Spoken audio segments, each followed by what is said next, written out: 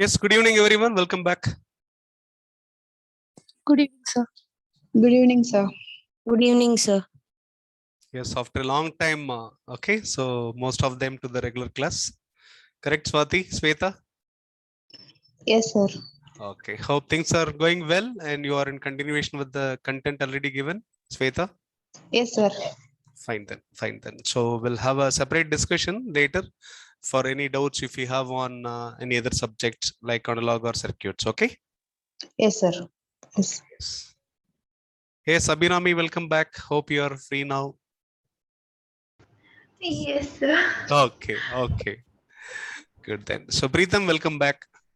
That's a very first live session for Preetham, correct? Yes, sir. Yes, wonderful. Okay, fine then. We'll begin the session. So it's a new course, one of the important courses for circuit branches, like many other courses. So involving little bit of electronics, yes, but it's not going to be in detail about electronics.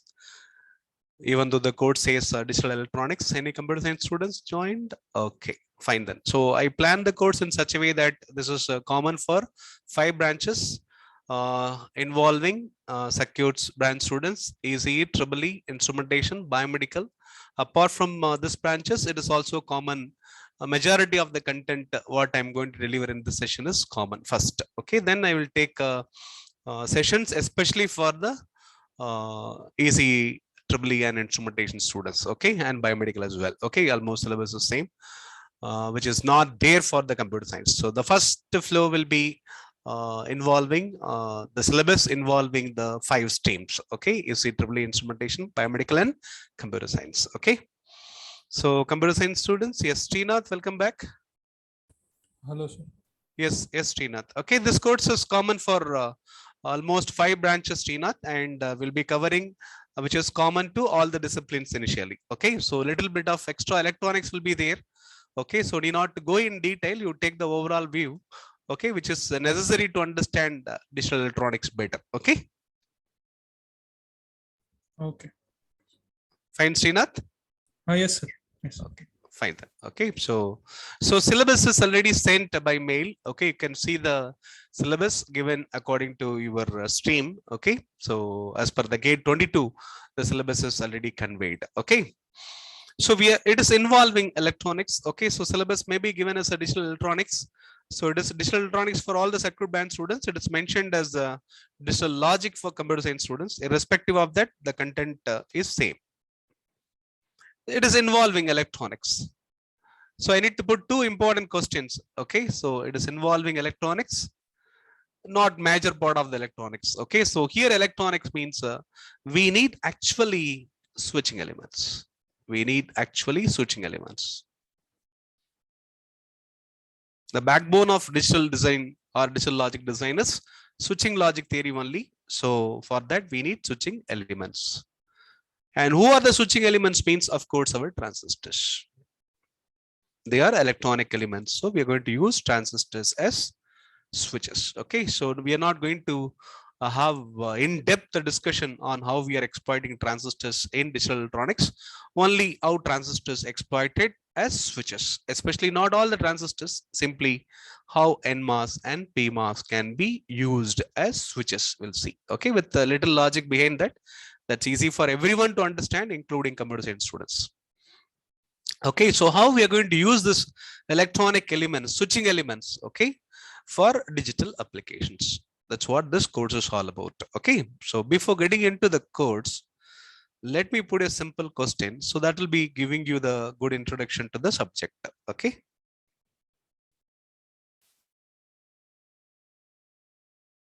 The question I need to raise here is, before invention of digital, we were in analog world only. Okay, so it's analog versus digital.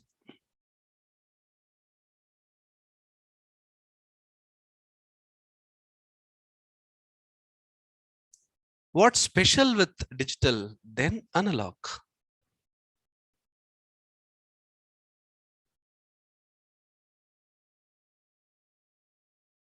Why we prefer always digital? When it comes to a simple race between analog and digital, Anyway, analog will have its own merits and demerits. Digital will have its own merits and demerits, and also they will have their own domain of play. There you can't replace analog by digital, where one can't replace digital by analog. Okay, so they will have their own domains of play. Okay, but still there are certain comparisons between analog and digital. Analog is fundamentally it is the continuous, where one can, with respect to signals, one plays with the continuous signal. It's a continuous with respect to time. The signal is available for any time, any value it can take, anytime the signal is available. Whereas when it comes to digital, we play only in terms of two values. One is digital logic 1, another one is digital logic 0. Correct? You are already familiar with, most of you graduated. So digital logic is using only two levels, either logic 1 or logic 0. But still we are going to make plenty of applications using digital system design or digital logic design. Okay. Yes, then what's so special with the digital? Anyone? Why we prefer digital than analog? Accuracy, sir, and easy Yes, to understand. whatever you feel, you can say. You are free to say. You can convey your thoughts. Accuracy. Yes. Let me take the list. Okay, then we'll fine tune the list. Yes. What's special with digital when compared with analog?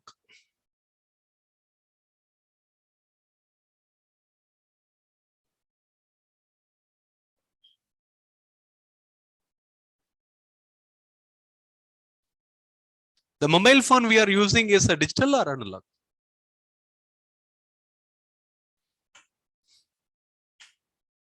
Yes. Is it fully digital or fully analog? Yes, Preetham.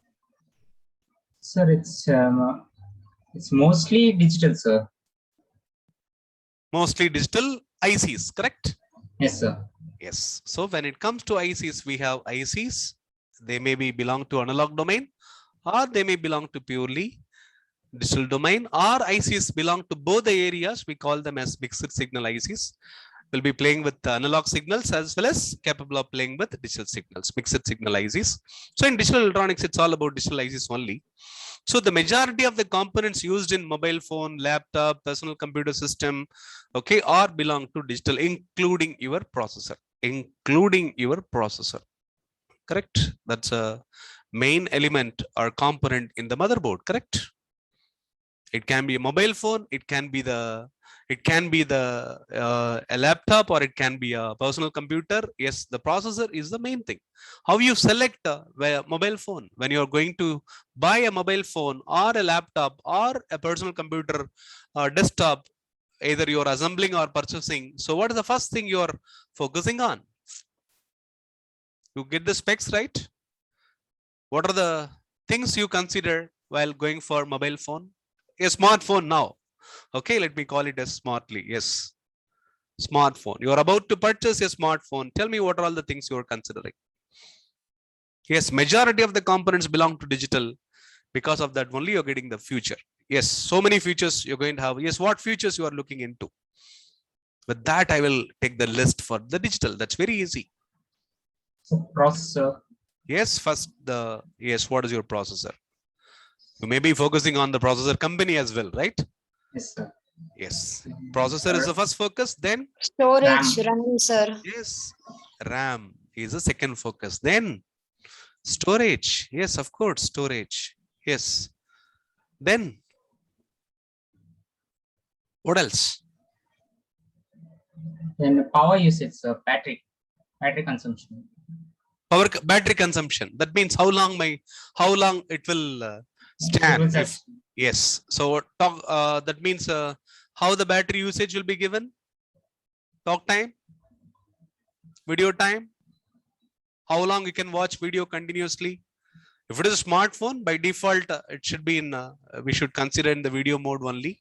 Okay. How much time? Okay. What duration you can see the video continuously? That spells life of your battery. Battery life. Let me say it shortly. Battery life. Okay. So based on that only, okay, the recharging cycle in a given day will happen. Okay, how many times you're going to recharge your phone in a given day? Okay, and that too during online classes. Yes, Okay, we'll be utilizing the mobile phone extensively.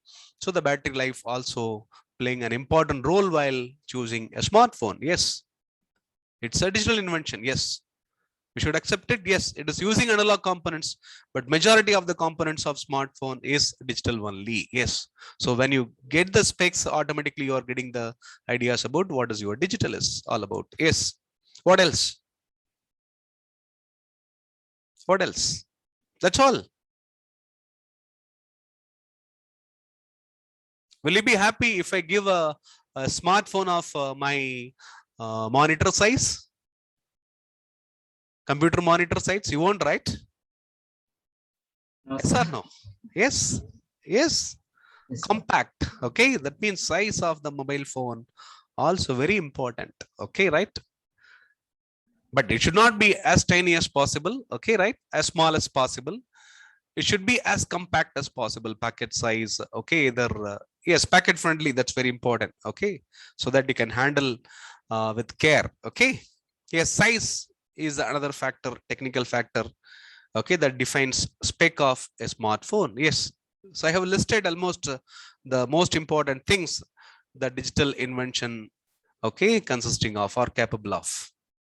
First thing is the processor. When you're going for, it's an application. Smartphone is a digital system. It is okay. So many elements integrated or connected in such a way that a system is formed. A personal computer system you call, laptop is also a system, smartphone is a system, any digital invention is a system. Okay, right? So that system, always when you are purchasing, you always go through the specs. The main parameter how you're going to choose a digital system is a processor. Okay, that is a main one. Then you talk about the speed. The speed of the system depends on your read random access memory, RAM. Okay, is anyone tell me what's the speed of your smartphone? The smartphone you are using, what is the speed of that? Any smartphone you say, the one you are using, roughly.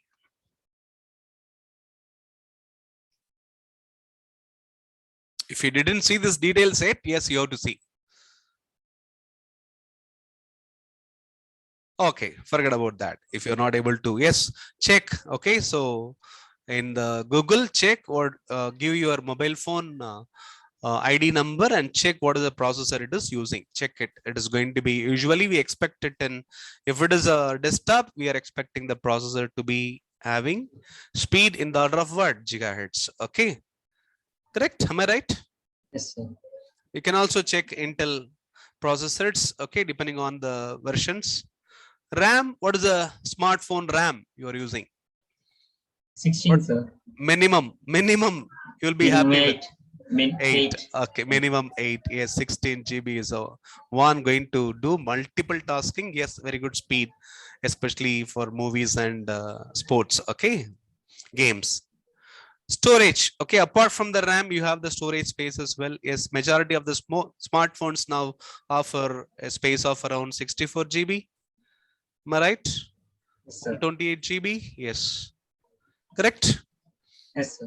And the size also mentioned, the battery life also mentioned. Okay, these are the things. So when it comes to digital, and these are the important things. So let me answer the question, what's so special with digital means? The main thing is, okay, so comparing to analog, the main thing is, the first thing is the size. Because of digital only, size of many things got reduced in unimaginable scale. In unimaginable scale, the size is reduced. First, think about the first computer invented is occupied so much space. Now, when you talk about a computer, even a small tablet also, you can call it as a computer capable of doing calculation, or leave it laptop. See the size of the laptop that is capable of doing computations. Okay, the comparing to the computer which is first invented and the computer as of now, so the size of your device or the system, okay, reduced unimaginably. So size is the important thing. Okay, so but when it comes to digital system design, what does size means? What is size when it comes to digital logic design? Digital logic design. When it comes to digital logic design or digital electronics, what does size means? Size means, okay, your application is going to use how many transistors? So here size means how many transistors, millions of transistors it is going to use. Okay, including your RAM also going to use millions of transistors. Okay, as switches only. So how many transistors, how many millions of transistors you are using?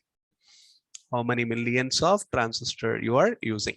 That is defining the size of your device. The digital logic design size is the one. The next parameter, okay, performance index is the speed. So what's the speed of your digital logic design? So shortly call it as DLD. So we are about to build DLDs only, digital logic designs only. Okay, so your DLD, okay, what is the size it is demanding and what speed? That means at what rate it is going to perform such a task. Okay, so given a task, how much time it is going to take? For example, it is going to perform a task. So assuming you are asking this to do some addition process, additional addition only now. Okay, assuming you are doing some addition exactly into the technical world, you are doing digital addition. That means you are doing binary additions. You are playing with only binary bits, digital bits, zeros and ones only. Okay, you are doing binary addition or BCD addition. That is a task. Okay, to complete that task, what your adder circuit, the binary adder circuit or digital logic system design will take, what time this adder will take. Okay, that is the one going to decide the speed of this. For example, this adder circuit demands 1 nanoseconds. That means you are giving, for example, 2 8-bit data for addition. So 2 8-bit data for addition, and it is going to throw the result after 1 nanoseconds. The result is available.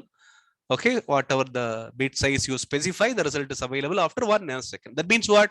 You have designed a wonderful adder circuit using your fundamentals. Okay, after learning all the fundamentals of digital system design, you have designed the adder circuit, binary adder circuit, that is capable of computing this, the two data, playing with the two data and manipulating and giving the result within 1 nanosecond means, then tell me how many operations it is capable of doing within 1 second. Within 1 second. 1 nanosecond is the time needed for one computation. So tell me how many ads it can perform. Per ad, you can say. Okay, better shortly let me put, because it is doing only addition. 1 nanosecond per addition. Let me take this way. Tell me how many additions it can perform within 1 second.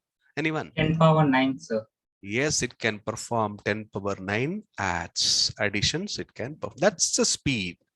That's what we call a speed. Either you say the speed in time or say the speed, okay, in terms of how many computations it can perform within 1 second. Okay, that's also an unimaginable speed. But presently, we are working in this nanometer technology only. Okay, right? So many digital ICs are made in nanometer technology only, so they are capable of computing within nanoseconds only. Okay, so that means they are capable of doing so many additions per second possible. Okay, so if you are working later in digital logic design as a front-end designer in either in Intel or Texas Instruments, okay, you'll be doing this design. Okay, so we'll talk about the roles given for digital system design. So when you thoroughly learn this course, okay, that is going to give you 2 jobs. One job is going to be front end.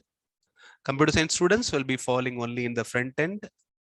Okay, so especially apply jobs related to digital logic design only or digital system design only. So one job is front end, another one is back end. Back end, people are playing with the circuits. Okay, physical layouts of your digital logic system design. Front end, it's all about logical design only. Okay, it's all about logical design only. Why I'm talking about this means our course is falling only in the front end, not in the back end. Okay, so when it comes to digital design, there are 2 jobs available in industries. Okay, one is either you will be serving as a front-end designer or as a back-end designer. Back-end designer involves a lot of circuit skills. Okay, so there you're going to implement a NAND gate, implement an AND gate, implement a NOR gate. Okay, you'll be implementing all the basic gates and you are playing in terms of circuits or you're playing in terms of transistors.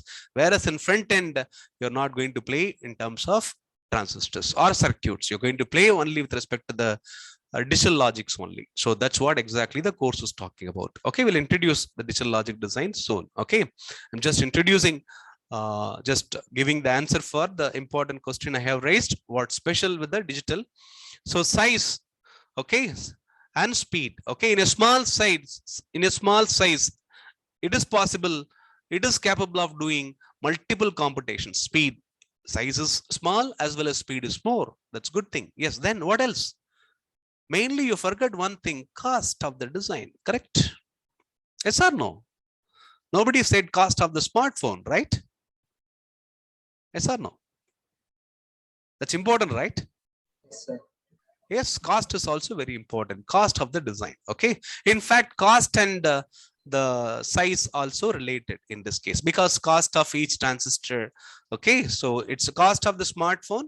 Okay. That depends on how many transistors it is involved, how many ICs we are going to use it, how many millions of transistor we are going to use to make such a design is going to decide your cost. Okay. So many things are coming into the picture. Okay. So marketing, sales, all those things coming into play when you're purchasing the smartphone. Okay, we are not getting into those details. Okay, we are staying only up to the product level. That's all. Okay, so not about the sales level. So cost is another important thing because you are the designer, you are going to fix the price. Okay, so what will be the cost of it? Okay. Yes, that is also depending on your number of transistors used. Okay, so cost and size are related. So let us leave it, make it as only one factor. So one is cost or size, second one is the speed. Then what else? What else? How much power it is going to consume. How much power it is going to consume. Then how much storage it is going to have. These are the important facts. Storage means it is separate topic in digital that is all about memory. Okay, so we are not getting into now this part. So when it comes to digital logic design, so three important factors that makes okay digital stands out okay better comparing to analog. Okay, so that means a higher speed can be achieved with a minimal size and cost also can be kept minimal comparing to analog circuits, and mainly the power requirements can be kept as small as possible. Okay, so because the instruments or the equipments we are using like mobile phones and smartphones all are portable instruments.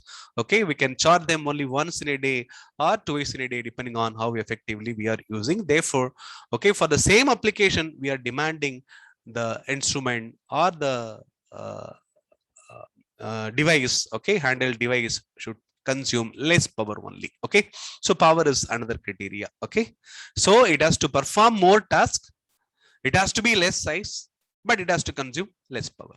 Are you getting me logic?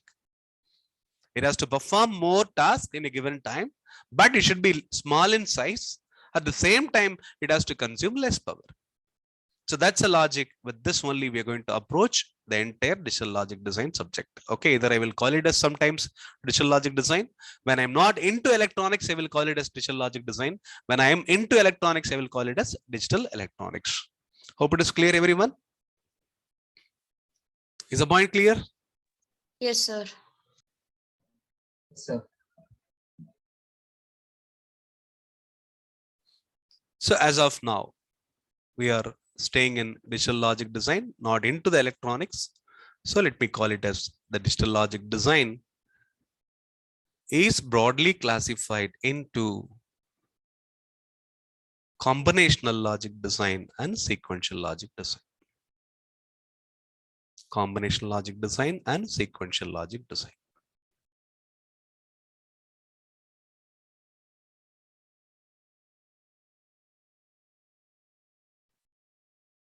What is combinational? What is sequential? So here we are going to make a digital logic design. Shortly, let me mention it is DLD. It is going to produce multiple outputs or single output, may have multiple inputs, may have, for example, n bit input. Shortly, that's a representation. May have some m bit output. Okay, m may be equal to n or not equal to n. That's not an issue. So m number of outputs, n number of inputs. Okay, so all your outputs, m bit output, this is your outputs and this is your inputs.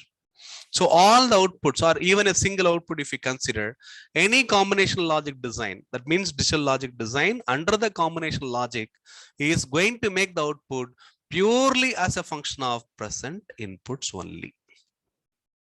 It is going to make its output purely based on present inputs only. Okay. What is that? We'll see.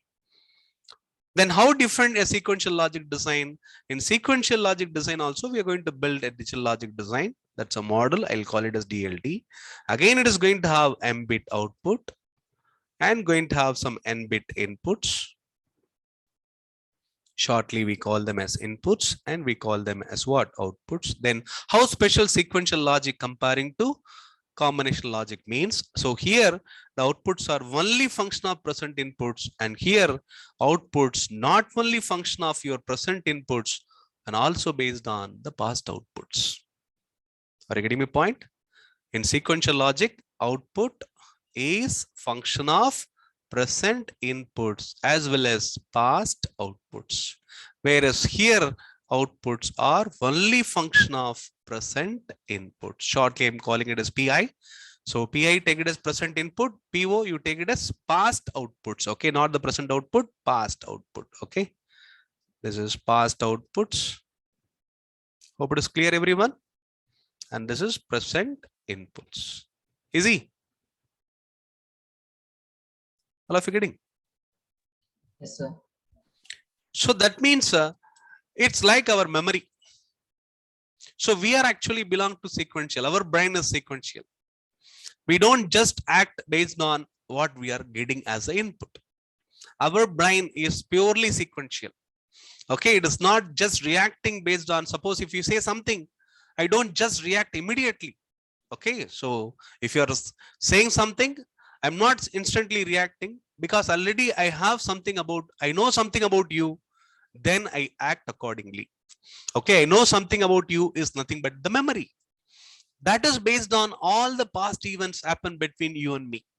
So there is a past thing and there is a present thing. So based on that only, you may say something at present, but my brain is going to consider something which happened in the past as well. And based on that only, I'm going to react. That is what my output is. So our brain is completely sequential. It is not combinational. Okay, someone is reacting only for the instant is belong to combinational. Is the point clear, everyone? Are able to understand this? Yes, sir. Okay, so one which is purely based on present input is the output or reaction purely based on present input belong to combinational because the output is purely combination of inputs only. How we got the word combination? The output is purely combination of input only. Okay, so we got combinational. Sequential means sequence of events already happened and a new excitation is coming in. Along with that, the output is going to come. Okay, so sequence of events already happened also decides your present reaction from the system means, so it belongs to sequential. So simple way, very technically, if you want to distinguish combinational and sequential, combinational doesn't have memory, sequential demands memory. Easy? Is the point clear, everyone? Yes, sir. Okay, in combinational, no memory elements involved. Okay, so what are the memory elements in digital logic design means? We have latches and flip-flops. One latch is nothing but 1 bit memory. One flip-flop is nothing but 1 bit memory. So we will be using latches. The moment a circuit is having latches and flip-flops or memory, it is automatically belong to sequential. The one which doesn't involve any memory or latches or flip-flops, then automatically it belong to combinational logic. Easy? So combinational is the one not involving memory, sequential is the one involving memory. Okay, so I'll give a formal definition of these things. Okay, so little later when I talk about all the designs belong to combinational. I'm just giving you the outline.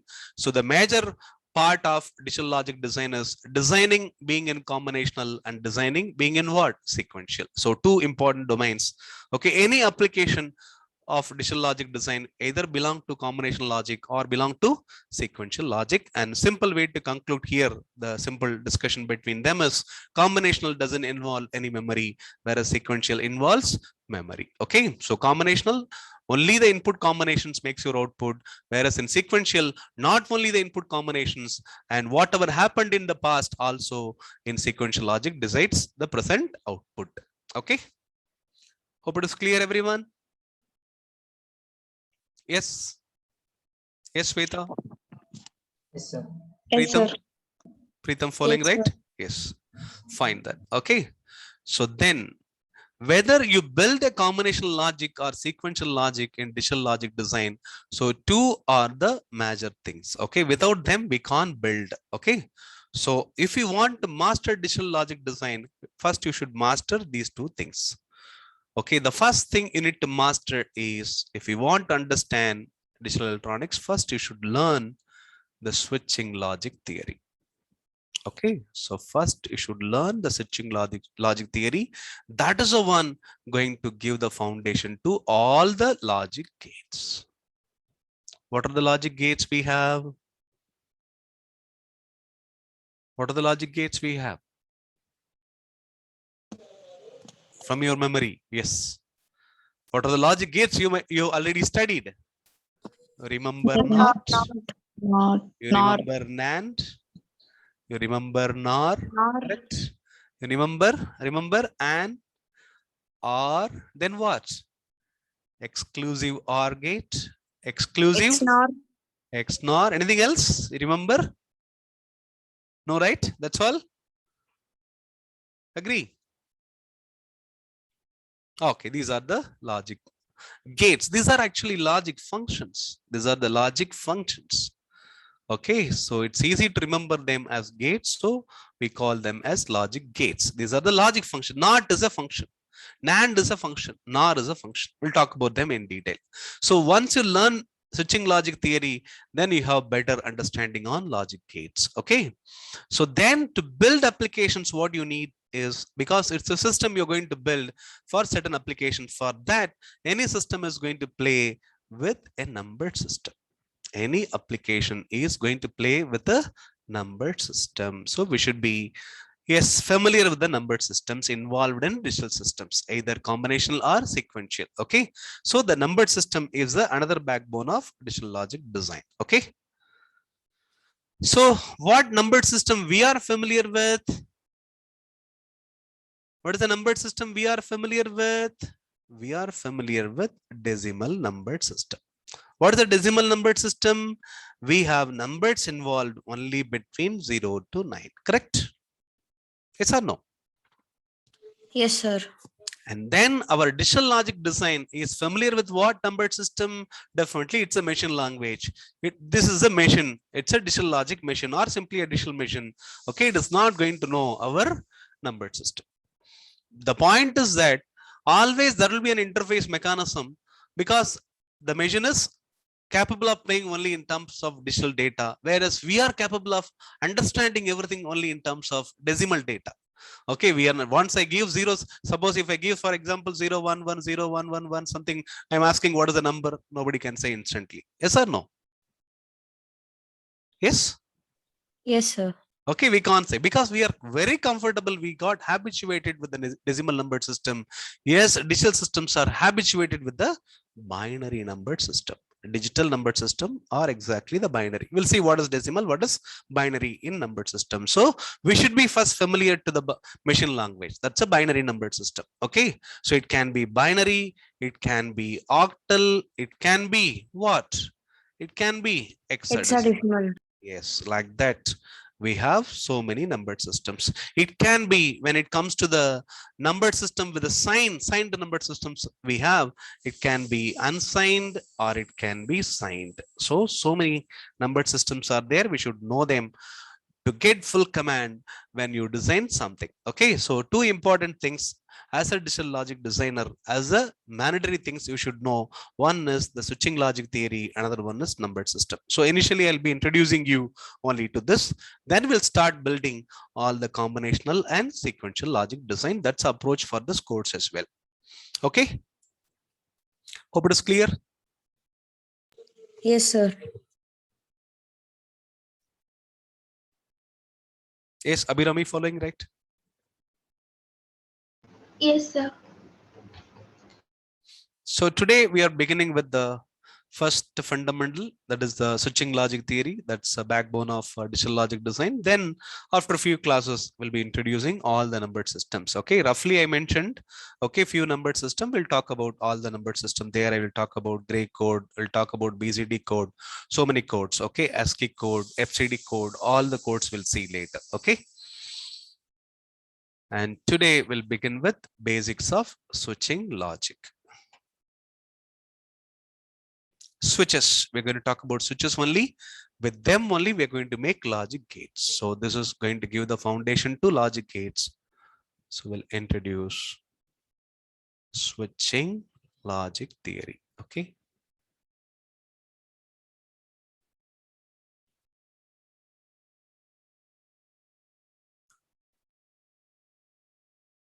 You have a switch, you have a light. Feel that way. Okay. That light is an LED. You have a switch, some resistor to control the current through the LED. So I have a light, that's my LED, representing the LED like this. That's my LED. Yes, computer science students, simply take it as an LED. I'm controlling. Still, you are familiar with, you have studied electric circuits, I remember, in your BE. Yes, Trinath? Yes, sir. Yes, sir. Okay, so you know what is a resistor also. Yes, I prefer to use the circuit. Yes, now I'm exciting this by a DC voltage. Assuming a 5-volt battery is enough to turn on the LED, accordingly, I'm going to choose a resistor, maybe around 100 ohm resistor is enough. Okay, then the moment the switch is closed, that's a switch. Yes, let me call. If the switch is closed, LED will be Glow it glow. on. Very, very easy. Okay, so this is my switch. Either you call it as S or SW. So SW, and this is my LED condition. Okay, state of the LED, on or off. That's all. Okay, only two levels. Either LED will be in on condition. Now itself, slowly we are getting into digital logic. Either 1 or 0, something like that. Okay, so switch is closed. Battery is already connected in the circuit. LED is connected in the circuit.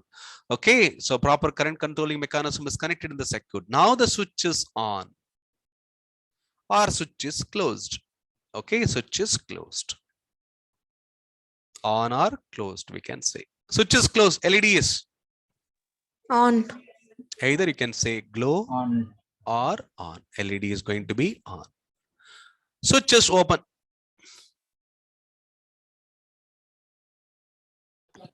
Off. LED is not glowing. Okay, no glow, we can say. Okay, glow means what is the opposite? No glow only. Then or you can say it is off. Now, if switch is closed, for switch closed, if I refer this as a logic 1 and open as a logic 0, and glow is referred as logic 1, no glow is referred as logic 0, then shortly let me call this as S and then LED. So this is S and this is LED. Can you connect them by digital logic signals? Closed is 1, LED is glowing, correct? Yes or no? Yes, sir. And switch is open, it's 0, logic. Some logic. I'm assigning a logic level for closed condition, logic level for open condition. Nothing wrong. Even I can call this as a high condition and low condition. Okay, we'll take that way little later. So S is equal to 1 is treated as switch is closed. S is equal to 0 is treated as switch is opened. Okay, so if switch is closed, LED is glowing, so it is taken as logic 1. If switch is open, LED is no glow, it is taken as logic 0. Yes, then if I take the state of operation of LED as another variable like Y, Y refers state of LED. Y refers state of LED. Instead of SW, I'm using S. Instead of LED glow or no glow, I'm taking Y as a representation. That is giving state of LED. So state of LED means either on or off. If it is 1, it is on. If it is 0, it is off. Correct? All of you getting? Yes, sir. Now, can you connect Y as a function of S? Can you give me Y as a function of S?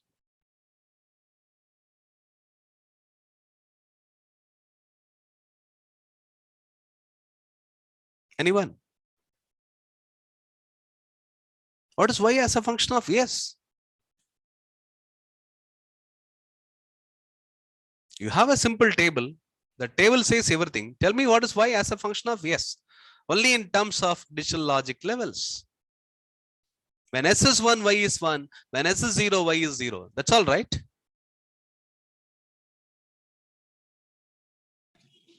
Yes, Y sir. is equal to S. Yes, that's all. Y is equal to. Yes. This is what we call as what? The Boolean expression. This is what we call as the Boolean logic expression, or simply the Boolean expression governing this particular example. Okay. So first you go by switching logic theory and what connection exists between state of LED and the switch state of your switch. State of LED and state of switch. So we are designating them by logic levels 1 and 0. Okay, then we are connecting them by a simple expression known as Boolean logic expression. One can happily call it as a Boolean expression. So that's expression governing the given application. Easy? Easy, everyone? Yes, sir. I'll give a similar example. Any doubts? Yes, anytime you are free to interrupt. I'll give one more example. You tell me. I'm going to use two switches now.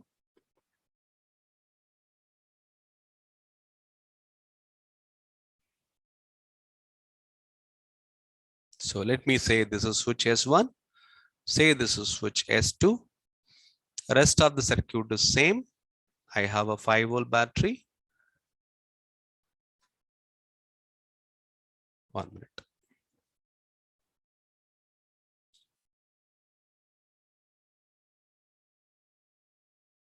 Again, the resistor and LED.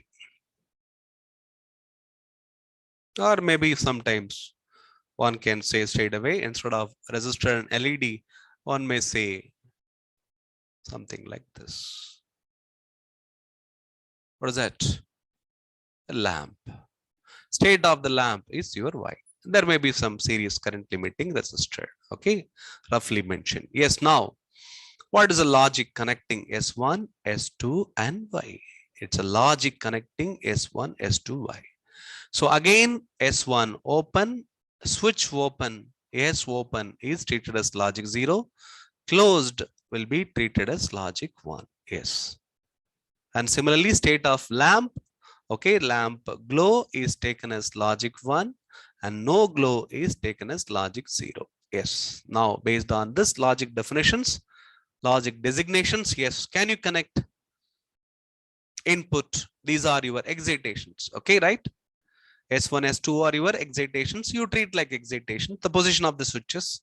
Accordingly, you have the state of your lamp. Yes, now let me go with the combinations. Yes, I'm using the word combinations. How many combinations possible? Earlier, only one switch. How many combinations possible? It's a 1 and this Two is combination. only two combinations possible.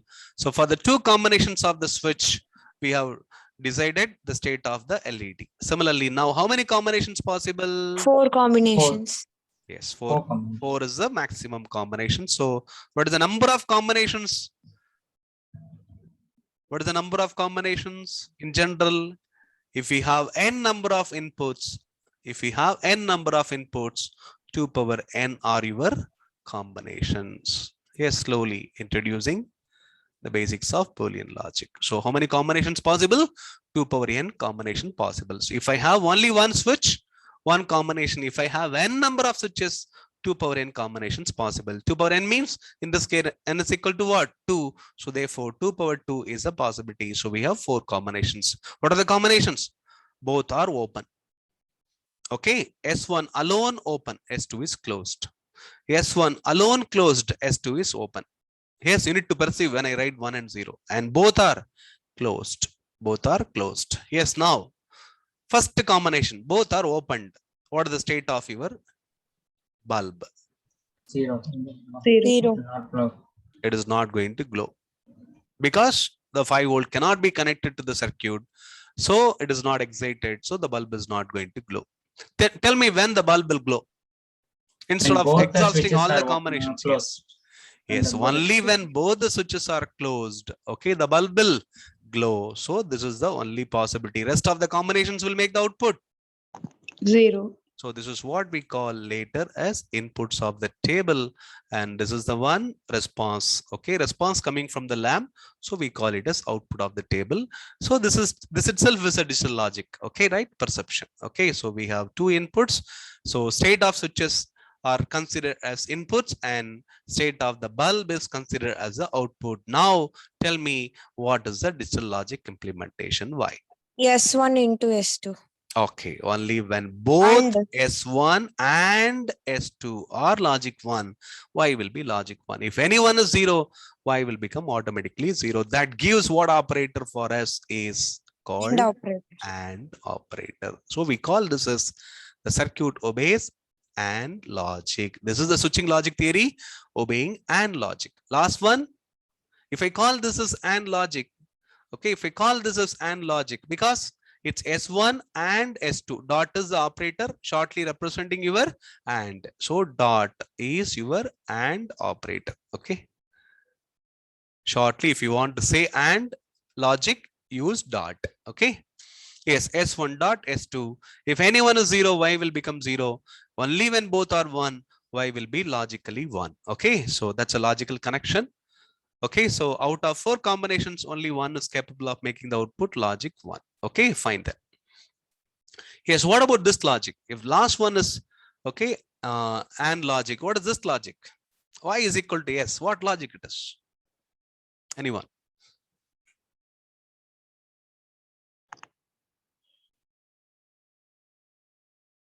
What logic it is? Buffer, sir. Exactly. This is called buffer logic. What is buffer? Output follows input. Output follows input. So it's follower logic, or we call it as a buffer logic. Okay. So this is called buffer logic and this is called AND logic. Easy? Easy, everyone? Yes, sir. Okay, then let me introduce. Instead of putting the switches in series, if I put them in parallel, if I connect them in parallel, what will happen? I'll connect the 2 switches in parallel. We'll see what is going to happen.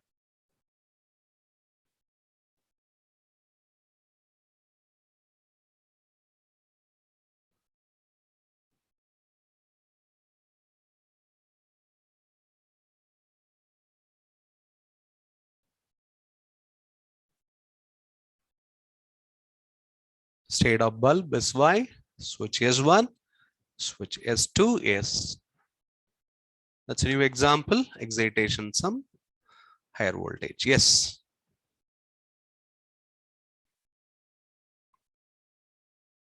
Straight away, you can run for the table. Yes, S1, S2, and Y. You can exhaust all the combinations. 0, 0. Both are open. Only one is open, another one is closed. Both are closed. And this table is talking about the truth happening in this. So we call very technically in digital logic design. So get the habit, call this as what? It is talking about truth only, right? So call this table as a truth table, correct? Truth telling table. Shortly we call it as truth table. Yes. Instead of calling it a simply excitation table, it is speaking the truth of what is happening in this setup. So we call it as truth table. Yes. TT shortly. Yes. What is the response? Why? No glow, 0. Both are open means bulb won't glow. Okay. Or LED won't glow, assuming if it is LED. Yes. If any one switch is closed, will the bulb glow or not? Yes, sir. Yes, sir. Yes, sir. Any one is on, bulb will glow. Both are on. Yes, sir. Yes, Yes, it is sir. going to glow. Yes. Now tell me, what is your logic? Why? Or logic. Yes. Either or logic, correct? Either S1 or S2 must be closed, correct? All of you getting? Yes, sir. Either S1 or S2 must be closed for the bulb to glow. So therefore we call it as either or, but shortly call it as OR logic. So S1 or S2. So this symbol refers OR logic. It's not addition. Don't call it as arithmetic addition or even a binary addition. It's not addition symbol. It's a OR logic symbol. It's OR logic operator. Dot represents AND logic and plus represents OR logic. So OR logic means yes. Okay, you're not doing 1 plus 1 in binary addition is not going to be 1. Okay, remember 1 plus 1 in binary addition is not going to be 1. So therefore we'll be violating this later when we are doing binary addition. So binary addition is different. So plus doesn't mean It's an add operator. It is a OR operator. Okay. And is represented by dot. OR is represented by this. Okay. So plus represents OR. Clear, everyone? Yes, sir. So this is representing OR switching logic. There are multiple ways of addressing switching logic theory. Okay, so giving some good examples of switching logic theory. First with the buffer, next with the AND logic, now with the OR logic. Okay. Hope it is easy to follow, everyone. Yes, sir. Now we'll make things even better.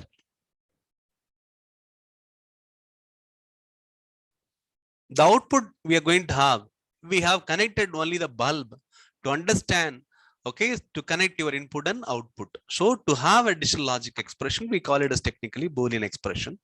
Now let me make it very fair. Let this is called high line or the 5 volt. It's a high line and the bottom is a low line. High in digital is treated as logic 1, low in digital treated as logic 0. Okay, I have two rails. One is high rail, another one is low rail. Now I have a resistor. Then I have a switch. This is my output. I call it as 5. I have a resistor. Namesake, I have connected one resistor. Forget about the bulb and all now. It's all about the signals only.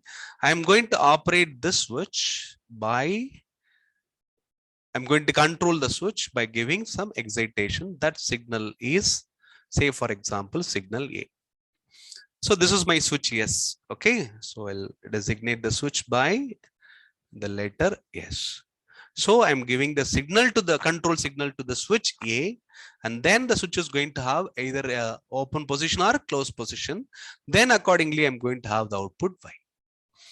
So now it's a 3-column table. Very interesting switching logic theory now. Now, okay, so the logic between S and A is, if A is logic 1, the switch is closed. If A is logic 0, the switch is open. Easy logic. A is 1 means if it's a control signal to the switch. It's like when you turn on the switch, we are giving some signal. There is a switch in our home. Okay, only by pushing it down or pushing it up, okay, in the top or bottom, we can turn it on or turn it off. So some extra input we need to give. Assume that signal itself is a digital signal. Okay, that is coming from A. A is a control signal. A is the control signal. If the control signal to the switch A is 0, the switch is in open condition. If the control signal is 1, the switch is going to be closed. Are you following? Yes, sir. Okay. Then high can be treated as logic 1 and low can be treated as logic 0. Yes, now tell me what is your Y. When A is equal to 1, switch is closed. Tell me what is the logic you see in output Y. Digital logic only I'm talking about. What is your output logic? 0, sir. Switch is closed. A is 1 means switch is closed. Close the switch. If switch is closed, where the Y is connected to? 0, low. Okay. Low. For example, Low, let sir. me connect this to 5 volt. Okay. And this is 0 volt. Okay. So we'll understand. So 0 volt is logic 0. 5 volt is logic 1. So 5 volt and 0 is analog. 1 and 0 is a digital value for the corresponding analog signals, 5 volt and 0 volt. Now tell me, why is when switch is closed, what is the logic value or analog voltage connected to Y? When switch is closed, Y is pulled down to what? Logic low value, correct? So therefore, Y is equal to logic 0. Happy everyone? All of you getting? Yes, sir. Okay, so when switch is closed, Y is happily connected to 0. Then what the R is doing in the circuit? Let me have a copy of this.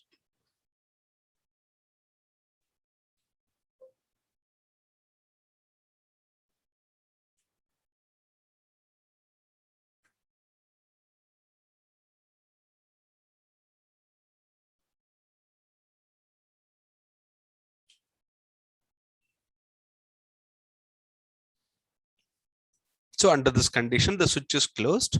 So what the R is doing in the circuit, resistor is doing in the circuit. So this potential exactly brought down to 0 volt. And this potential is 5 volt. Switch is closed. That means little circuit principles only, it's 5 volt. Okay. So then entire 5 volt is lost across your resistor. There will be a maximum current. Okay. As per the Ohm's law, I is equal to 5 volt by R. That current will flow through the switch, will reach this. Okay. But still, there is no resistance across the switch, even though the current through the switch is I, and it cannot make any drop. Voltage across this is still equal to what? 0. So the potential at this point will remain 0. That 0 volt, we are treating it as logic 0. So I is equal to 0 comfortably. All of you getting? This is little extra understanding in the given setup. This is the original setup. Okay, we are trying to understand better. Yes, this is what happens when A is equal to 1. Easy, everyone?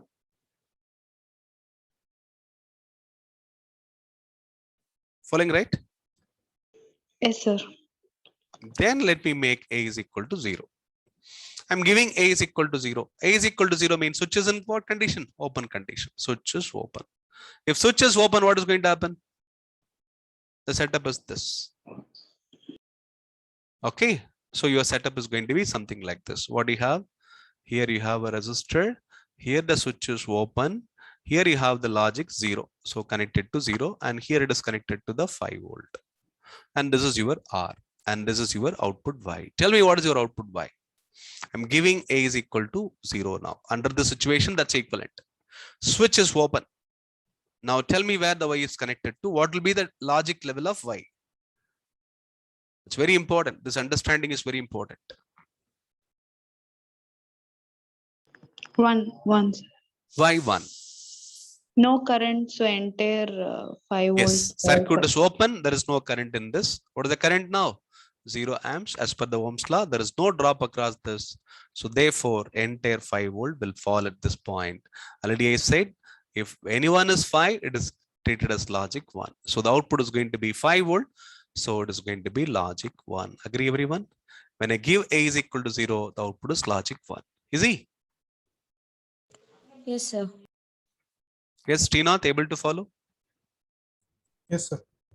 Now let me connect only A and Y. I'm going to connect only A and Y. Forget about the switch position. A is 1, Y is 0. That's ultimate goal of this example. And A is 0, Y is 1. Tell me what Boolean logic connects Y and A. Not. Yes, getting everyone? How you represent this not? Y bar. Y bar. Y bar or A bar? A bar. Yes, Swati. Yes, it should be complement of A. We call it as complement of A. All of you getting? Y is complement of A. Here complement means, so complement of 0 is 1 and complement of 1 is 0. Okay, in digital logic, we call it as A complement. A bar is nothing but A complement, or it can be sometimes mentioned as A dash. Okay, so which one is better, A dash or A bar?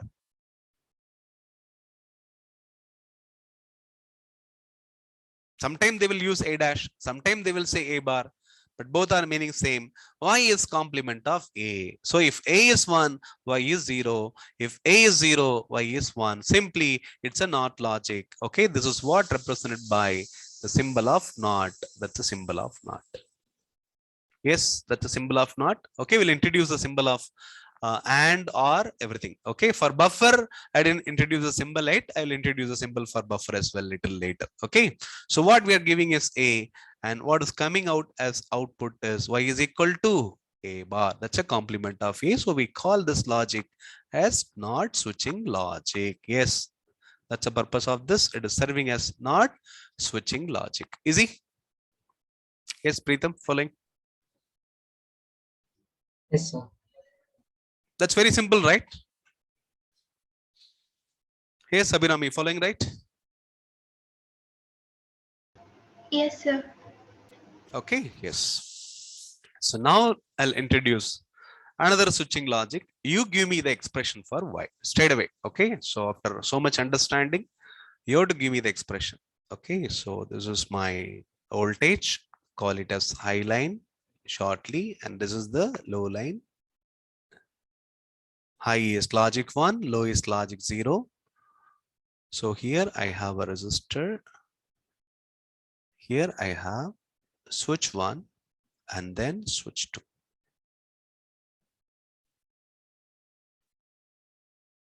Controlled by two signals.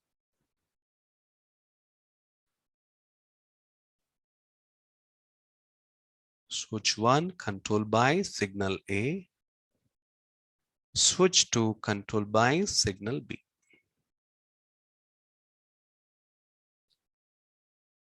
And this is your output Y.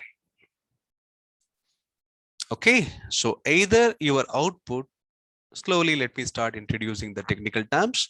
Your output will be either pulled to logic high or output will be pulled down to logic low. It is pulled down, it is called pull up. Getting everyone? Shortly, PU is nothing but pull up. Pull up Y to logic 1 or pull down Y to logic 0. So whenever Y goes to 0, you call it as pull down. The action of this switching logic circuit is doing pull down or pull up.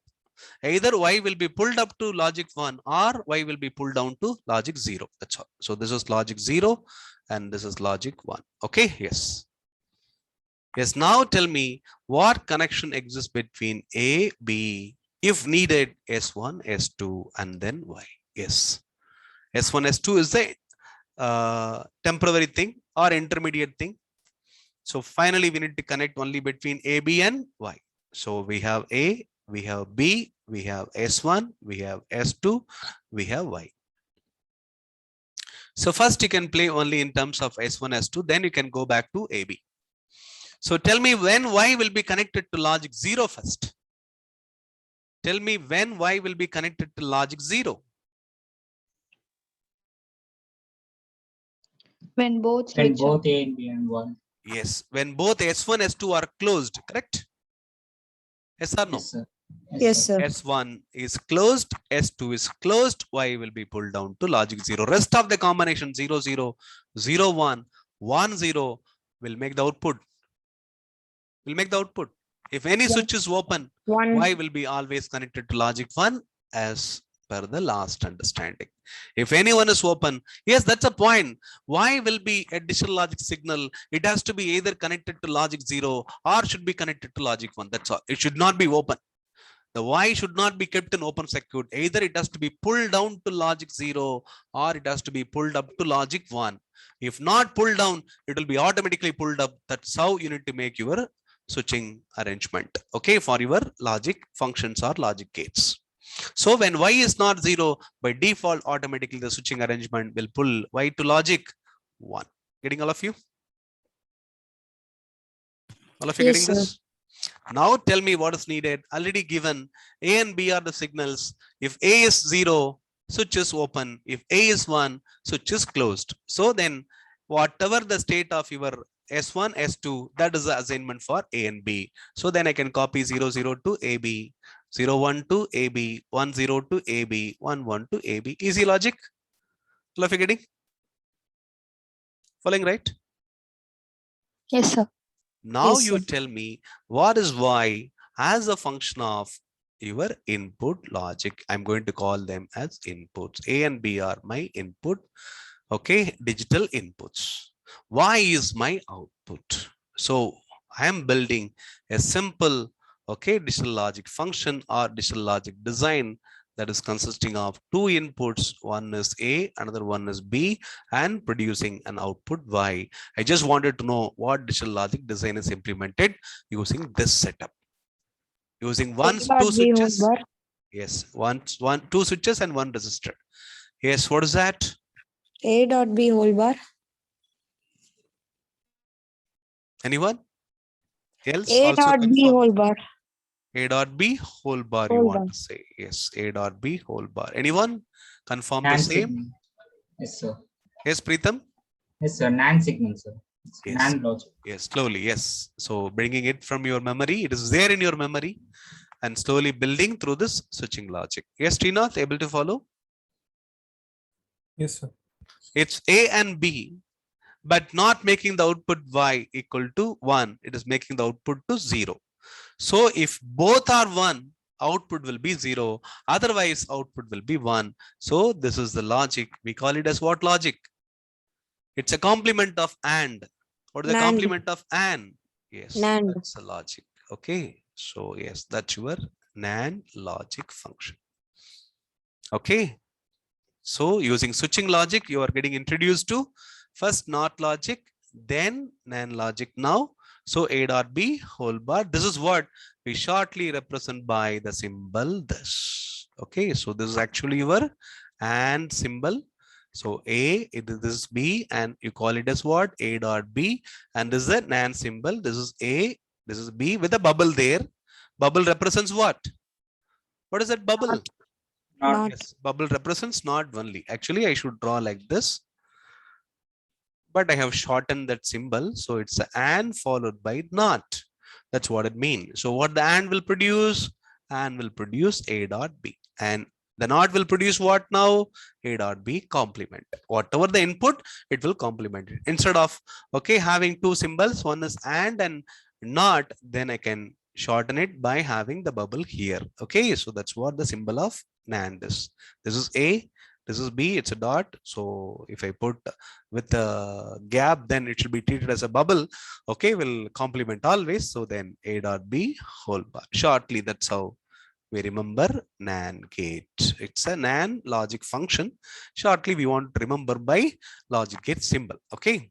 So for any logic function, we wanted to have a short representation. That's why we have made this logical symbols. Not we have a symbol, NAND we have a symbol. Easy, everyone? Any doubts? All of you getting? Yes, sir.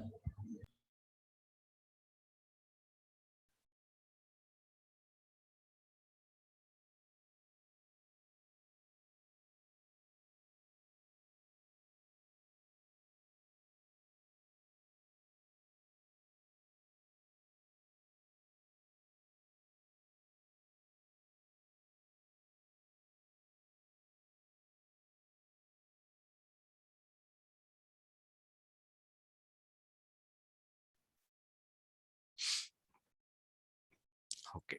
So then we'll introduce one more. Shall I put the two switches in parallel? Anyone? Imagine and tell me what will be the resultant.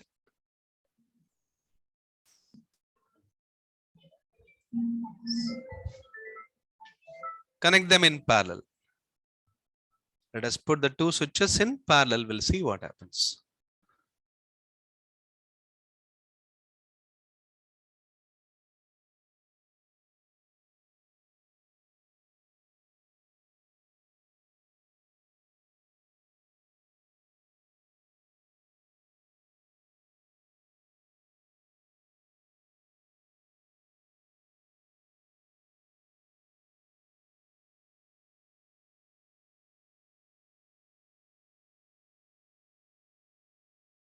You can say high, low or 5 and 0. Anything is fine. This is controlled by signal A. This is controlled by signal B. Yes, now tell me, this is switch S1. This is switch S2. You may draw like this also, not an issue.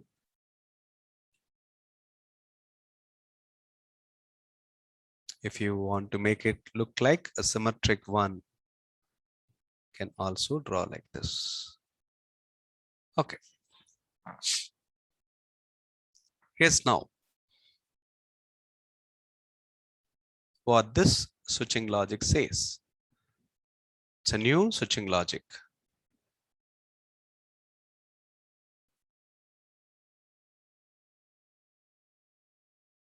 Yes.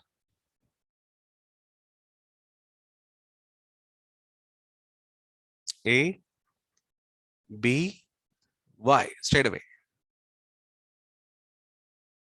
Yes, you got the command. You're capable of saying, yes, combinations 0, 0, 0, 1, 1, 0, 1, 1, exhaust all the combinations. Yes, that's your truth table. Tell me what's your Y logic as a function of the input control signals A and B. 0, 0 means both the switches are open, correct? Yes or no? Yes, sir. Yes, sir. So the A switch is open, B switch also open means then Y is connected to logic 1. Yes, sir. 1. Then if any one switch is closed, Y will be happily pulled down to 0. logic 0. Easy, right? Yes, sir. Yes, that's Yes, sir. another wonderful logic. Now tell me what this logic is about. Tell me what is Y as a function of A and B once again. A or B whole bar. Yes, all of you getting? NOR gate. A or B whole bar. What is that? NOR gates. NOR gate. Yes, that's a NOR switching logic theory. Okay. Shortly denoted by, that's a symbol of your NOR. Okay, you can, hope you remember the symbol of R. I'll give it soon. Okay. Okay, so you can give A, B. Okay, so that's a bubble. Let me make the bubble little big. That's a bubble.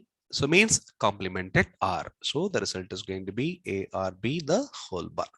Is everyone? All of you getting?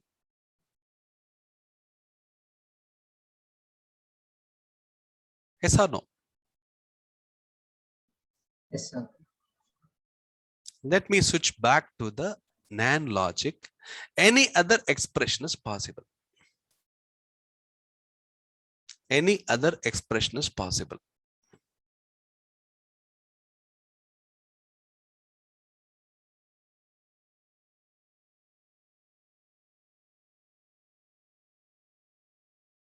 For Y.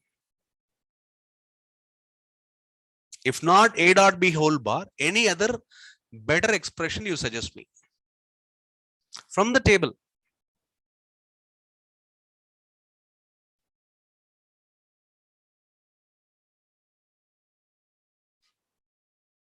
Output is 0 only when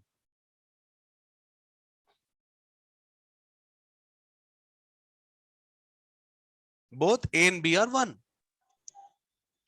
Can you give it differently? Instead of A dot B whole bar, can you give some other Boolean expression which is going to give the same comment about your output Y?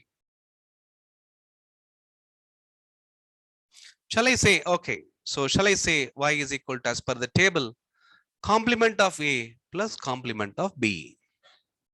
Shall I say this way? Play for all the combinations. Is it okay or not? Tell me. If both the complements are 0, then Y will be 0. If any one complement is 1, Y will be 1. I'm perceiving differently, that's all. Are you getting? All of you getting? Okay, otherwise do one thing. Okay, so refer this setup. Let me go for A bar, B bar, table. Okay, so this is Y. Yes, complement your combinations. This is going to be 1, 1. Okay, so complement only your combinations, not the output. Okay, yes. Complementing combination, this is 1, 0. Complementing combination, this is 0, 1. Final one, 0, 0. Yes, but the output remains what? Same. What is that? 1, 1, 0. Now from this table, tell me what's your inference. From this table, what is your conclusion or inference? Yes. Y as a function of A bar, B bar. What do you want to say? Or not. Correct. If A bar is 0 or B bar is 0, Y is 0. Correct? All of you getting? Following or not? Yes, sir. Yes, sir. Either A bar is 0 or B bar is 0, Y is 0. Otherwise, it is always 1. Yes, that's true. And similarly here, play with the complement table. So this is your A bar and this is your B bar. Yes, complement 1, 1. It's going to be 1, 0. It's going to be 0, 1. It's going to be 0, 0. Now tell me what is Y as a function of y as a function of a bar b bar. Tell me what is y as a function of a bar b bar. AND gate. Yes, y is equal to, what do you say? When A it is dot. 1. When a bar is 1 and b bar is 1, output is 1. So shall I say a bar and b bar? Agree everyone? Yes, sir. Yes or no? So from this, yes, that's a perception. The table is, because one can say the output is a bar dot b bar. One can say it is a or b whole bar. And interestingly, both are same. That's what the principle of De Morgan's, correct? A or b whole bar is nothing but a bar dot b bar. You're getting the proof now itself, okay? Instead of giving that proof through the digital logic design or any other way, from this table itself, I'm making another conclusion. So one can perceive a or b whole bar as a bar dot b bar, complement of a and complement of b. Easy. Similarly, here you're getting the principle, another principle of De Morgan's as what? A dot b whole bar as what? A bar or b bar. This is also another identity in digital logic design. Getting everyone? Yes. Agree? Yes, sir. Okay, yes, that's an identity one can utilize throughout digital logic design. Okay, so this is easy to conclude. What is this? You conclude instantly NAND. If I say A bar or B bar, you won't say it is NAND. Okay, because there is a OR operator. So which one is easy to conclude? It is NAND. This is easy. So this NAND is equivalent to this. That means when you have something, this is giving an important identity. When I say, for example, something like x dot y whole bar, if required for Boolean simplification, one can say it's x bar or y bar. Similarly, if I give xy whole bar, one can say it is also equivalent to x bar dot y bar. Agree? As per principles of De Morgan's. Correct? Understood? Yes, sir. Okay, yes, that is also known now. Okay. That's important. Okay, so now let us get into the better fundamental. See what is the flow we are having. So first I introduce very small switching logic theory with one switch and one LED. Then I made two switches and then one lamp, and then again two switches, but they are in parallel with one lamp. With that we are able to understand how we make switching logic expressions. We call them as switching logic expression. Shortly, we call them as Boolean logic expression or simply Boolean expressions, connecting the inputs and outputs. And then instead of having a simple switch alone, I control the switch by having a control signal A and trying to establish connection between that A and output. Okay, A logic and output logic, the control logic and output logic. Okay, so later I started calling those control inputs as my inputs and the only output Y as the output logic. Then defining what is a DLD. That DLD may follow a NOT logic, may follow a NAND logic, or may follow a NOR logic. Getting everyone? All of you getting? Yes or no? Yes, sir. So what's a fundamental behind the switching logic theory means? Because that is the one giving us all the logic functions. So what's a fundamental behind the switching logic theory? This is the universal switching logic setup. So what we have is high, that's logic 1, and this is low. So either high or low will be connected to the output logic. So then how you're going to connect an high or low to the output Y is decided by your inputs. So here we have the inputs, maybe single input or multiple inputs. Okay, n number of inputs we may have. Then what is actually there as a universal statement means we have a complete network here and we have a complete network here. It can be a single element or it can be multiple elements. So anyone tell me what is the top box and what is the bottom box, if you know, if you are familiar. The top box is responsible to pull your Y to logic high. That is logic 1. The bottom box is responsible to pull your Y to logic low. Are you getting? Yes or no? The top box responsible to pull y to logic 1. The bottom box is responsible to pull the logic y, that is a y logic to 0. So this is pull down logic. And this is a pull up logic. So you are pulling y to logic 1, you are pulling y to logic 0. So we call this as technically pull down network. We call this as pull up network, shortly PUN and PDN. So this PUN and PDN, so either both are excited by this inputs or only one can be excited by this. In fact, both are excited by the same inputs. Both pull down and pull up network are excited by this inputs. So in fact, we have n number of switching elements connected in pull up and n number of switching elements connected in the pull down. Okay, sometimes if there is no network of switches, you have already seen network of switches in the pull down, and these are the network of switches in the pull down. So now, yes, you are feeling the pull down network now. It's a network of switches. So it's a pull down network. Pull down network it is. But whereas this is not a pull up network, it is simply a pull up resistor. We call it as a pull up resistor. Resistor doing only what? Pull up. So it's not a network, it is only one element. So you call it as a pull up network. So what is the one implementing the earlier logic means? One pull up resistor and pull down network of switches, making the switching logic either NOR logic or NOT logic. Yes, you have one pull down switch, one pull up resistor. So only two switches, right? It's an AND logic. So one pull up resistor and two pull down switches. Are you getting?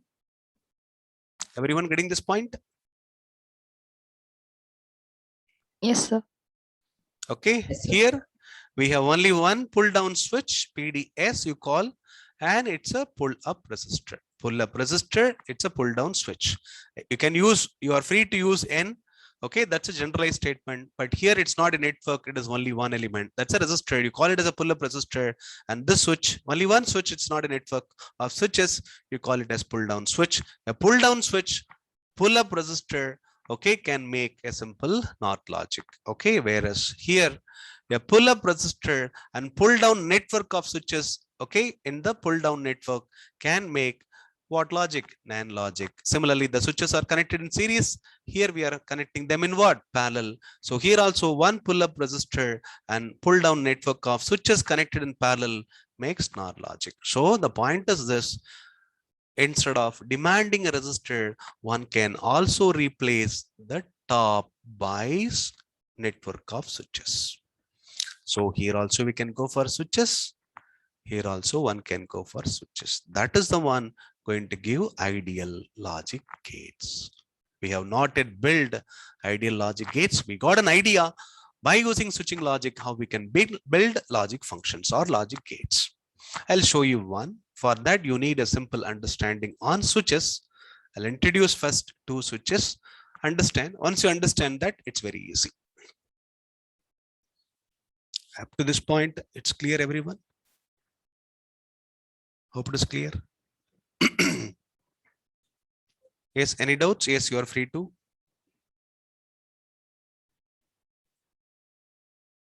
Any doubts? Anyone? Sir, Yes, Akshaya. so can we consider high and low combination is based on only circuit analysis, as circuit analysis? Like, Yes, because, correct. Correct. That is based on 5 volt and 0 volt, you are saying, yes, Akshaya? yes, sir, yes, Yes, sir. yes. But when it comes to the digital logic, they will mention H and L. H is representing high, L is representing low. If not, Okay, they will replace H by 1 and replace L by 0. That's all. okay, sir. Okay. Okay, sir. Yes.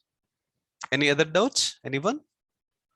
I'll give you a simple example. So probably it's better to introduce that switches in the next class because of very less time we have as per the plan. So I'll give some example, introduce that fundamental in the next class. Okay, so you can answer this example. I'm giving something different. Okay, we'll see how you are answering this. So this is high rail and this is low rail. H and L are 1 and 0, you can say. Here, let me connect two switches in parallel.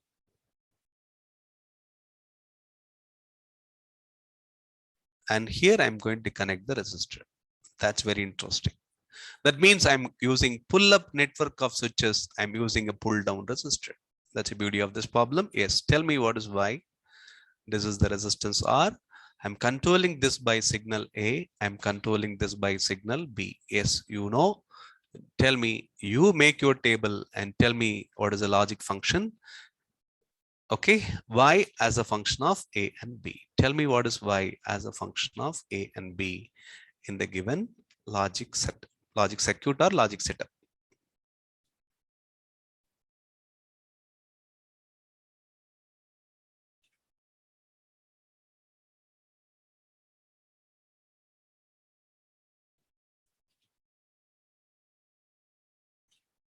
Yes. I think it's an OR logic. OR logic. Yes. 4 options I'm giving. OR logic. Option B. Option C. Yes. Option D. Based on your responses only.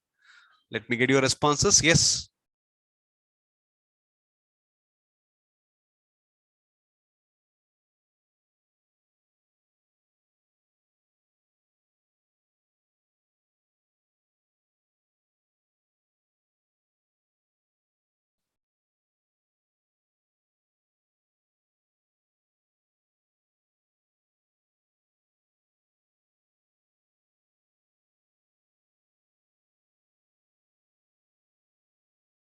Yes. Your responses. Only OR logic or any other logic function it is implementing? OR logic, sir. Okay. Yes, everyone agree with this? Yes, sir. OR logic, sir. Okay then. Yes, how you concluded? So for combination 0, 0, 0, 1, 1, 0 and 1, 1. Okay, yes. When Y will be pulled up to logic 1? The question is now based on the switches only you have to decide when Y will be pulled up to logic 1. When any one of the Any switch. one is closed, it will be pulled up to logic 1. Correct? Yes or no? Yes, sir. Okay, yes, it is. Any one is closed. Okay, the output will be 1. Otherwise, it is 0. Then Y is equal to?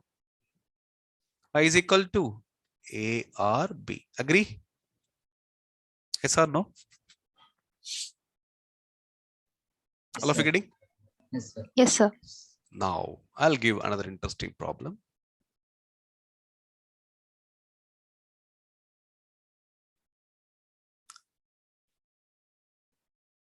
I have two switches. This is controlled by signal A. This is controlled by signal A bar. Logic 1, logic 0. That's your output 5. Yes, I have two switches. This is my pull up switch. It's my pull down switch. Yes, now pull up switch is controlled by A bar. 1 minute. Pull up is controlled by A bar. Pull down is controlled by A.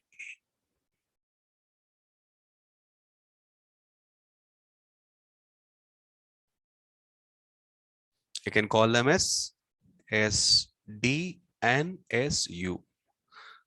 Okay, pull up switch, pull down switch. So it's A, S, D, S, U, Y. If you want clarity, yes. A is going to decide state of operation of SD and SU switches. Yes, fill the table and tell me what is Y as a function of A. That's all. Sir, I think it's a north switch. Not switch, sir. Not? Okay, A is 1. What happens? Switch will become 0. A is 1 means SD is closed. Then what about SU?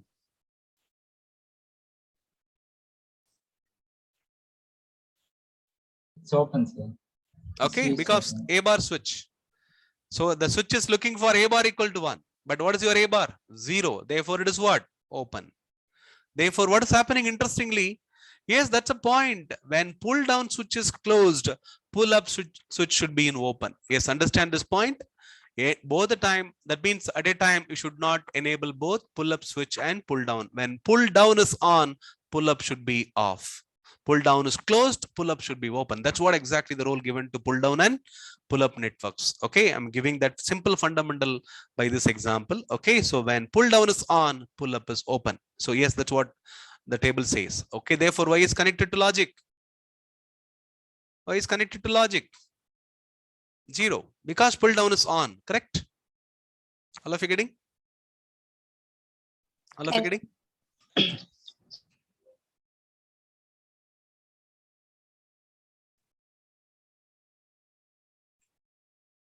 That's a final example for the day. With this will conclude.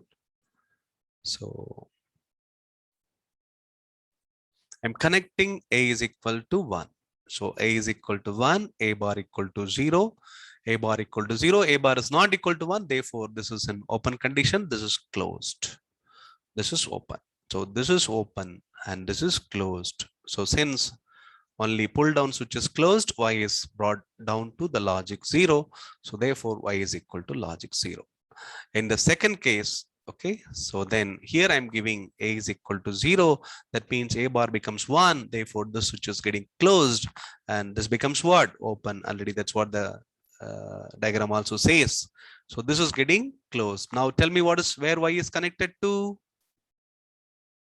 Where Y is connected to? I'm giving A equal to 0. So the switch is what? Open. And the switch is what? Closed. Then Y is connected to where? Logic 1. All of you getting? Yes or no?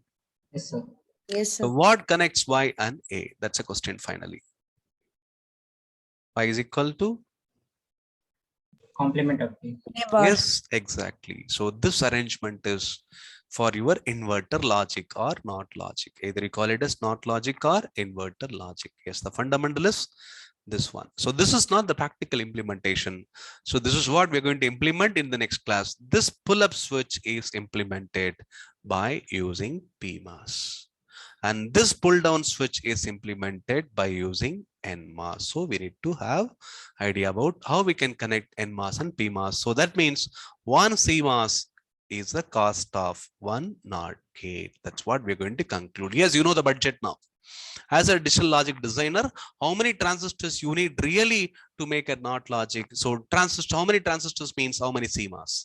What is a CMOS? One CMOS will consist of one PMOS and what? One NMOS. Getting everyone? One complementary MOS transistor. One is PMOS, another one is NMOS. Why they are complementary? When one is on, another one is off.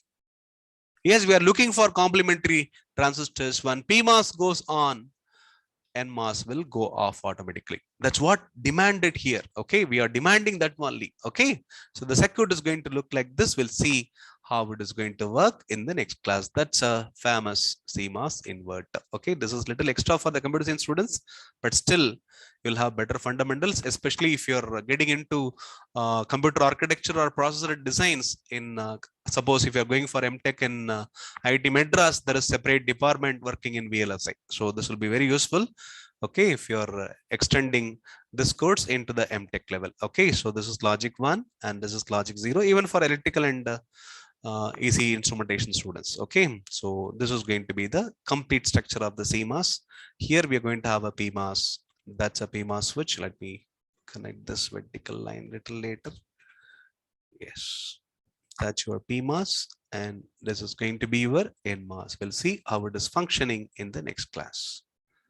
Okay, so with bubble in the gate terminal is your PMOS. Without bubble, that's your NMOS. In fact, both are connected to the same signal A. And this is your output Y. Okay, this is going to act as pull-up switch, and this is going to act as pull-down switch. Interestingly, your PMOS, let me say, instead of PUS and PDS, let me say it is shortly the PMOS, and this is shortly your NMOS. We'll talk about this in detail. And this is A.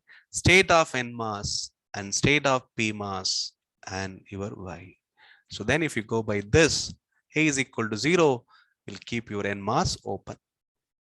A is equal to 0 will keep your n mass open. Interestingly, p mass closed. What is why? Because it is active low switch. It is active high switch. It is looking for logic 1. And this is active low switch. It is looking for logic 0. This information alone is enough. Okay, we are looking for whether the switch is closed or open. That's all. Close means between these two terminals only. So it's active low switch. PMOS is active low switch. So that is the switch is getting activated when you give low signal for A. So we call it as active low. And it is looking for active high. That means what? Active high switch means the control signal should be 1, then it is activated. So now I'm giving A equal to 0. And who is active low switch? PMOS is the active low switch getting activated, but NMOS is the active high switch. So, but A is 0 only, it's low only, so it's not activated. And since PMOS is closed, Y is pulled up to? Y is pulled up to? 1. Logic 1. So who is pulling Y to logic 1? PMOS is responsible for this pull-up activity. Yes, PMOS is a very good passer of strong 1. It is capable of passing strong 1. Very technically, it's a strong 1 passer, whereas NMOS is a strong passer of 0. It passes strong 1 to the output. This is going to pass strong 0. That's why by default NMOS for pull down network, by default PMOS for pull up network. Okay, you have to use only PMOS switches for pull up network, and for pull down network you have to use NMOS switches. All those things we'll talk about tomorrow in detail, just giving you the idea. So if A is 1, NMOS will get activated, so it is closed because it's active high switch, whereas PMOS is deactivated. With a bubble, look for 0. Without bubble, look for 1. That's another easy logic. With the bubble, look for 0. Without bubble means look for 1. So then it is active high, it is active low. So that's a digital logic way of understanding. So then A is equal to 1, NMOS is closed, PMOS automatically open. Yes, because at a time, either Y is pulled up to logic 1 or Y is pulled down to logic 0. So what is Y now? What is Y now? 0. 0. Yes, what is Y again? Y is equal to A bar. This is what exactly a practical, not logic implementation is all about. Yes, we should know what the cost of one not logic gate. We should know that demands 2 transistors, 1 PMOS and 1 NMOS. So PMOS are chosen to be strong 1 passers, whereas NMOS are strong 0 passes. If you want to understand this, you have to go to the analog domain, not in digital domain. So we just wanted switches, okay, that is capable of sensing the input and connect them properly to the output. So depending on the logic level of A, the network, the logic function has to connect Y to either logic 1 or logic 0. That's what exactly all the logic functions or logic gates are doing. So all the logic gates are implemented only by using CMOS transistors. How many CMOS they demand? That depends on how we are going to implement. Okay, so your pull-up network and how you're going to implement pull-down network. We'll see all those things in the next class. So with this, let me conclude the session. Any doubts? Yes, you can stay and clear the doubts. And tomorrow we'll introduce the switches in detail. Okay, NMOS and PMOS, little more detail. With that, we'll build all the logic functions.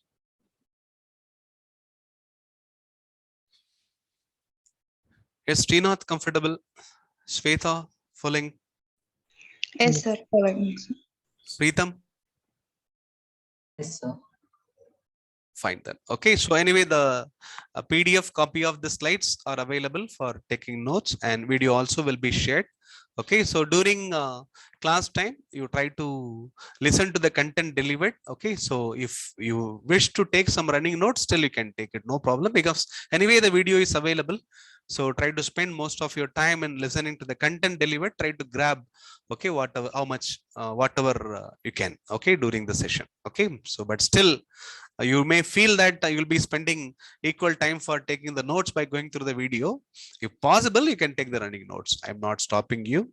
Okay, for any point you missed, you can go through the video. That alone, you can copy to the notes a little later. Okay, according to your convenient time. So there is no restriction that the videos are available for limited period. It is available till your course period, not an issue. Okay, anytime you can access them. Fine, students. With this, let me conclude the day. Thank you, everyone. Good night. Thank you, sir. Thank you. Thank you, sir.